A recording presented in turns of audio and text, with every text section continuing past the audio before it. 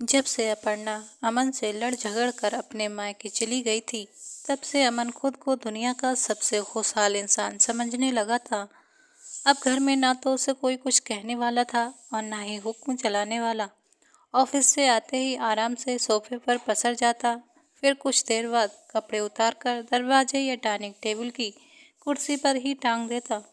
जूतों को भी उनके स्टैंड पर न रखकर डाइनिंग टेबल के नीचे सरका देता। खाना बनाने की तो कोई फिक्र भी नहीं थी। सुबह दूध ब्रेड खाकर ऑफिस चला जाता और दोपहर का खाना ऑफिस की कैंटीन में ही खा लेता। रात के खाने की भी कोई चिंता नहीं थी। कभी बाहर से मंगवा लेता तो कभी एक आध दोस्त को अपने घर बुला लेता या किसी दोस्त के घर जाकर खा लेता। हमेशा की तरह आज अमन ने अपने दोस्त प्रेम को फ़ोन करके अपने घर बुलाया ताकि आराम से गप्पे मार सके। अपर्णा के जाने के बाद अमन की दिनचर्या कुछ ऐसी ही हो चुकी थी। बड़ा मज़ा आ रहा था उसे अपने मन मुताबिक ज़िंदगी जीने में। अपर्णा के रहते तो रोज़ किसी न किसी बात को लेकर घर में कलेश होती रहती थी। मजाल जो अमन टीवी का रिमोट छू ले, क्योंकि अमन के ऑफिस से आने के समय अपर्णा का मनपसंद धारावाहिक चल रहा होता था। चिढ़ उठता था वो। उसे लगता जैसे ये घर सिर्फ अपर्णा का ही है और अपर्णा इस बात से चिढ़ उठती कि आते ही अमन अपने जूते कपड़े खोलकर यहाँ वहाँ फैला देता है। ये क्या है अमन, देखो तुमने अपने कपड़े कहाँ लटका रखे हैं। तुमसे कितनी बार कहा है कि इस तरह कपड़े जूते यहाँ वहाँ न रखा करो, पर तुम्हें समझाने का कोई फायदा ही नहीं, कहकर अपर्णा ने अमन के जूते उठाकर जूते स्टैंड पर दे मारे। अच्छा ठीक है, कल से याद रखूंगा, अमन अजीब सा मुंह बनाते हुए बोला। तुम कभी याद नहीं रखोगे क्योंकि तुम्हारी आदत बन चुकी है ये।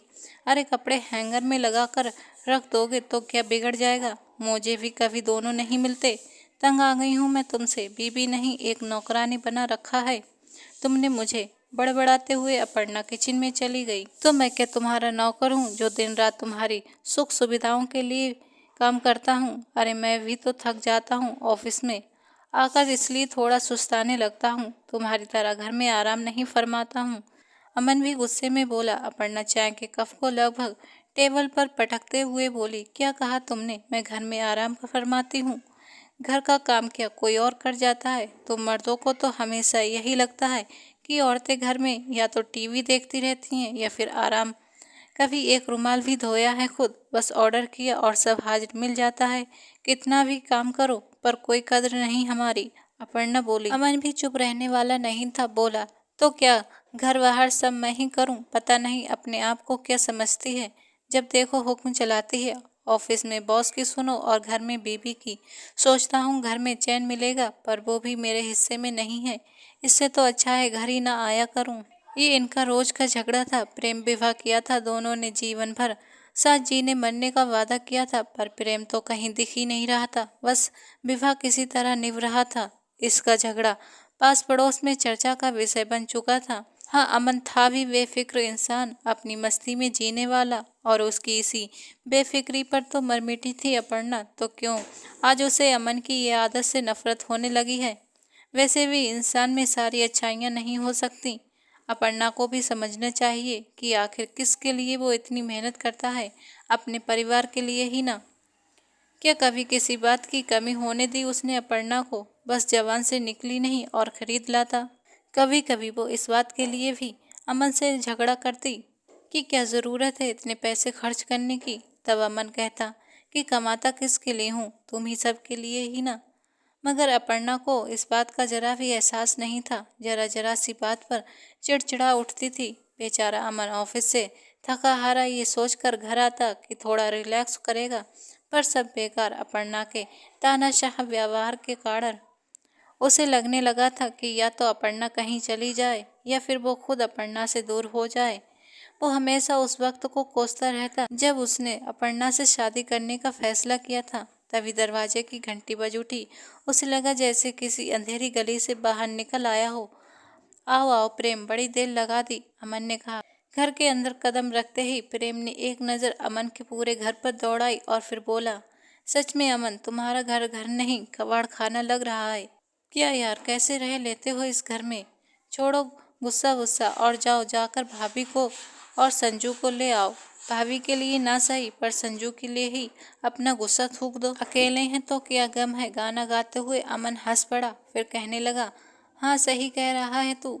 संजू के बिना मन कभी कभी बेचैन हो उठता है। पर अपर्णा पागल हो गया है क्या? भले ही घर कबाड़ खाना लगे पर मेरे मन को कितना सुकून मिल रहा, ये तू क्या जाने। बहुत घमंड था उसे कि उसके बिना मैं एक दिन भी ना रह पाऊंगा।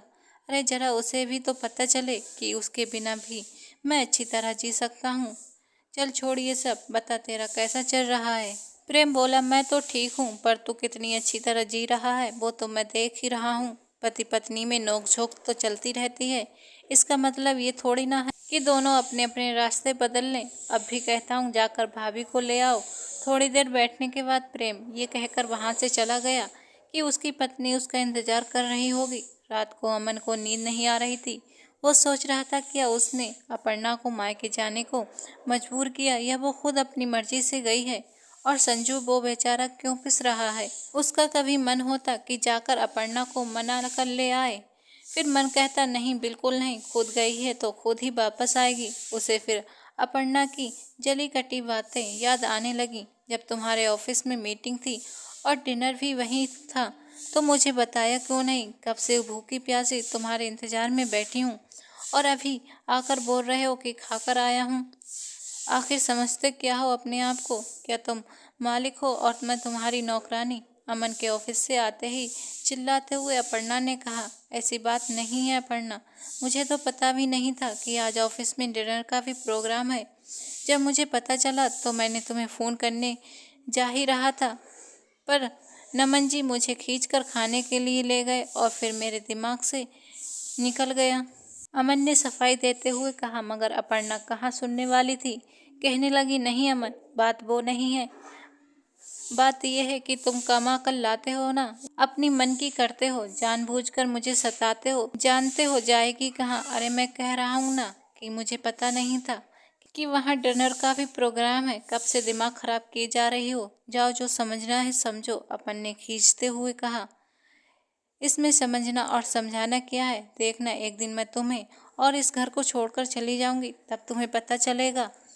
तुम ये न समझना कि मेरा कोई ठिकाना नहीं है, क्योंकि अभी भी मेरा मायका है जहाँ मैं जब चाहूँ जाकर रह सकती हूँ। अपर्णा गुस्से से बोली, आखिर सहन करने की भी एक सीमा होती है। अब अमन का गुस्सा 7वें आसमान पर पहुँच चुका था। बोला, जाओ मैं भी तो देखूं, मेरे अलावा कौन तुम्हारे नखरे उठाता है। मेरी भी जान छूटेगी, तंग आ गया हूँ मैं तुमसे, रोज रोज के झगड़ों से। अपर्णा ये सुनकर आग बबूला हो गई। क्या कहा तुमने? जान छूटेगी तुम्हारी मुझसे? तो फिर ठीक है, मैं कल ही जा रही हूँ अपनी माँ के घर और तब तक नहीं आऊँगी जब तक तुम खुद लेने नहीं आओगे। मैं लेने आऊँगा ये भूल जाओ। खुद ही जा रही हो तो खुद ही आना, ना आना हो तो मत आना। अमन ने दो टुक शब्दों में कहा, क्या तुम मुझे चैलेंज कर रहे हो? यही समझ लो।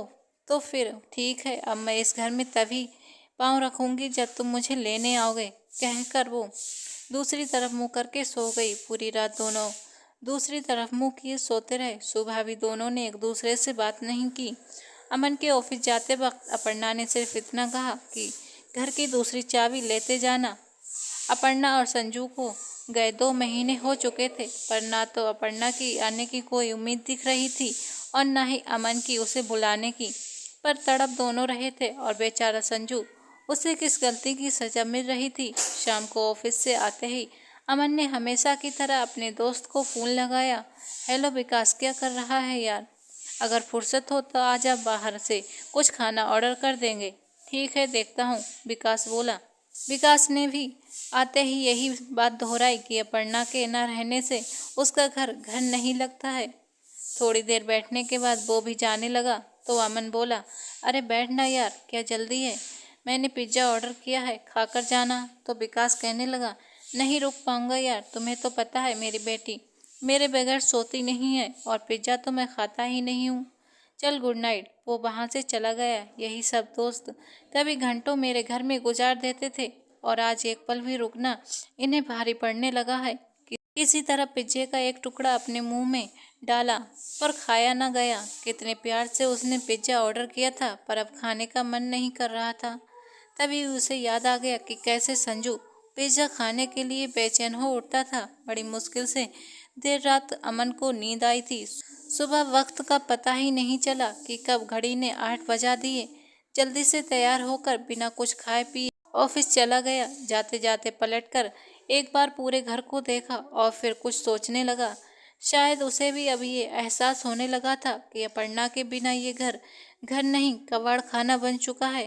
धिक्कार रहा था वो खुद को। शाम को जब घर वापस आया तो और दिन के मुकाबले आज मन बिल्कुल बुझा बुझा सा लग रहा था। ना तो टीवी देखने का मन हो रहा था और ना ही कुछ और करने का। आज उसे अपर्णा और संजू की बहुत कमी खल रही थी। घर काटने को दौड़ रहा था। सोचा दोस्तों से ही बात कर ले, पर किसी का फ़ोन नहीं लग रहा था तो कोई फ़ोन नहीं उठा रहा था। वो समझ गया भले ही लोग बीवी बच्चों से परेशान हो जाते हों, पर अगर बेना हो तो फिर जिंदगी बेमानी बन कर रह जाती है। उधर अपर्णा भी कहाँ खुश थी। कहने को तो वो अपने मायके आई थी, पर यहाँ भी रोज किसी न किसी बात को लेकर उसकी भाभी सुमन बखेड़ा खड़ा कर देती थी। बात बात पर ये कहकर उसे ताना मारती। पता नहीं कैसे लोग लड़ झगड़ कर मायके पहुँच जाते हैं, भूल जाते हैं कि ये उनका अपना घर नहीं है। अपर्णा अपने आप पर झल्ला उठती कि आखिर वो यहाँ आई ही क्यों। एक शाम अपर्णा पड़ोस की एक औरत से बातें कर रही थी। तभी सुमन बड़बड़ाती हुई आई और कहने लगी, दीदी देखिए तो जरा कैसे आपके संजू ने मेरे बबलू का खिलौना तोड़ दिया। अपर्णा ने गुस्से में अपने बेटे की तरफ देखा और फिर उसे डांटते हुए बोली, क्यों संजू, तुमने बबलू का खिलौना क्यों तोड़ा? ये तुम्हारा छोटा भाई है ना, चलो सॉरी बोलो। मम्मी मैंने इसका खिलौना नहीं तोड़ा, मैंने तो सिर्फ खिलौना देखने के लिए मांगा था और इसने गुस्से में फेंक दिया। मैं तो खिलौना उठाकर दे रहा था, पर मामी को लगा कि मैंने इसका खिलौना तोड़ा है। संजू रोते हुए बोला, देखो कैसे झूठ बोल रहा है आपका बेटा। मैं बता रही हूँ दीदी, संभाल लो इसे, नहीं तो बड़ा होकर और कितना झूठ बोलेगा और क्या क्या करेगा पता नहीं। अब क्या बबलू अपने घर में अपने खिलौने से भी नहीं खेल सकता? ये तो समझना चाहिए इसे। सुमन की व्यंग भरी बातें सुनकर अपर्णा को लगा जैसे उसके दिल में किसी ने तीर चुभा दिया हो। जब उसने अपनी माँ की तरफ देखा तो वो भी कहने लगी, सच में अपर्णा, तुम्हारा संजू बड़ा ही जिद्दी हो गया है, जरा संभालो इसे बेटा। अपर्णा चुप रह गई। पर माँ, आपने देखे सुने बिना ही कैसे संजू को गलत बोल दिया? उसकी समझ में नहीं आ रहा था कि माँ अचानक नाती पोते में इतना भेदभाव क्यों करने लगी। अपर्णा संजू को लेकर अपने कमरे में जाने ही लगी थी कि तभी सुमन ने फिर से एक व्यंग बाढ़ छोड़ा। अब जब माँ बाप ही आपस में लड़ेंगे तो बच्चे तो झूठ बोलेंगे ही। सुनकर अपर्णा कमरे में आकर रो पड़ी। फिर सोचने लगी कि सुमन भाभी इतनी बड़ी बात कहे चुप बैठी रही। कल तक माँ मेरा संजू कहते ना थकती थी और आज वही संजू सबकी आंखों में खटकने लगा। आज मेरी वजह से मेरे बच्चे को सुनना पड़ रहा है। फिर वो खुद को कोसती रही। संजू कितनी देर तक पापा पापा कहकर रोता रहा और फिर बिना खाए पिए ही सो गया। अपर्णा के आंसू बह जा रहे थे। सच में कितना घमंड के साथ वो यहाँ आई थी और कहा था कि जब तक लेने नहीं आओगे नहीं आऊंगी, पर अब किस मुंह से वो अपने पति के घर जाएगी? अमन तो यही कहेगा कि लो निकल गई सारी हेकड़ी, जो भी सुनना पड़े, पर जाना तो पड़ेगा यहाँ से।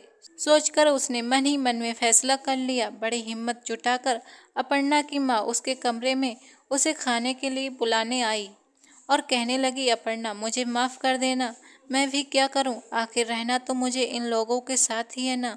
बेटा मेरी बात को दिल से मत लगाना। और वे रो पड़ी। अपर्णा को अपनी माँ की बेबसी पर दया आ गई। कहने लगी, माँ आप शर्मिंदा ना हो, मैं सब समझती हूँ, पर गलती तो मेरी है जो आज भी मायके को अपना घर समझकर बड़ी शान से यहाँ रहने आ गई। सोचती हूँ अब किस मुंह से जाऊँगी, पर जाना तो पड़ेगा। रात भर ये सोचकर अपर्णा सिसकती रही कि आखिर क्यों लड़की का घर अपना कोई घर नहीं होता। आज अपर्णा अपने आप को बहुत छोटा महसूस कर रही थी। फिर सोचने लगी कि जो भी हो, पर अब वही मेरा अपना घर है। यहाँ सबकी बेइज्जती सहने से तो अच्छा है अपने पति की बातें सुन ली जाएं। फिर कहाँ गलत थे अमन, आखिर वे भी तो मेहनत करते हैं, हमारी सारी सुख सुविधाओं को पूरा ख्याल रखते हैं, और मैं पागल बेवजह बात बात पर उनसे झगड़ती रहती थी। सच में बहुत कड़वा बोलती हूँ मैं, बहुत बुरी हूँ मैं। न जाने खुद में क्या क्या बातें करती रही। फिर संजू की तरफ देखते हुए बड़बड़ाई कि बेटा मुझे माफ़ कर देना। मैंने अपने घमंड में ये भी नहीं सोचा कि तुम अपने पापा के बगैर कैसे रहोगे। पर अब हम अपने घर जरूर जाएंगे बेटा। सुबह भी अपर्णा काफ़ी देर तक अपने कमरे में ही पड़ी रही। शाम को ट्रेन से जाना था। अपना सारा सामान पैक कर रही थी कि इतने में अपर्णा की माँ आकर कहने लगी, बेटा मैं चाहकर भी ये नहीं कह सकती कि बेटा और कुछ दिन रुक जाओ। अपर्णा माँ को गले लगाते हुए बोली, आप मेरी माँ है और यही मेरे लिए बहुत बड़ी बात है। रही जाने की बात तो आज नहीं तो कल तो मुझे जाना ही था। आप अपने आप को दोषी ना माने। दोनों बातें कर रही थी कि उधर से संजू पापा पापा कहते हुए दौड़ा हुआ आया। क्या हुआ संजू, पापा पापा चिल्लाता हुआ क्यों दौड़ रहा है? अपर्णा अपनी बात पूरी कर पाती उससे पहले ही उसकी नज़र सामने से आते हुए अमन पर पड़ी तो वो चौंक उठी। बोली, अमन आप? अमन को देखकर अपर्णा के दिल में उसके लिए फिर से वही वाला प्यार उमड़ पड़ा। उसकी आंखों से आंसू बह निकले। कहने लगी, अमन हम तो खुद ही आ रहे थे आपके पास। अपर्णा का हाथ अपने हाथों में कसकर दबाते हुए अमन बोला, अपर्णा मुझे माफ़ कर दो और चलो अपने घर। तुम्हारे बिन हमारा घर घर नहीं लगता। तुम्हारे ना होने से मेरे सारे दोस्त भी मुझसे किनारा करने लगे हैं। नहीं, अब नहीं जिया जाता तुम बिन। हाँ, मैं बहुत अव्यवस्थित किस्म का इंसान हूँ, पर जैसा भी हूँ अब तुम ही मुझे संभाल सकती हो। अपर्णा मैं तुमसे बहुत प्यार करता हूँ। कहते कहते अमन की आंखों से आंसू आ गए। अमन गलत आप नहीं, मैं हूँ। अमन ने अपना हाथ अपर्णा के होठों पर रखते हुए कहा, कोई गलत नहीं था, बस वक्त गलत था। जितना लड़ना झगड़ना था लड़ झगड़ लिए, अब और नहीं। कहकर अमन ने अपर्णा को अपने सीने से लगा लिया। अपर्णा भी पति की बाहों के घेरे में सिमटते हुए बोली, मैं भी तुम भी नहीं जी सकती।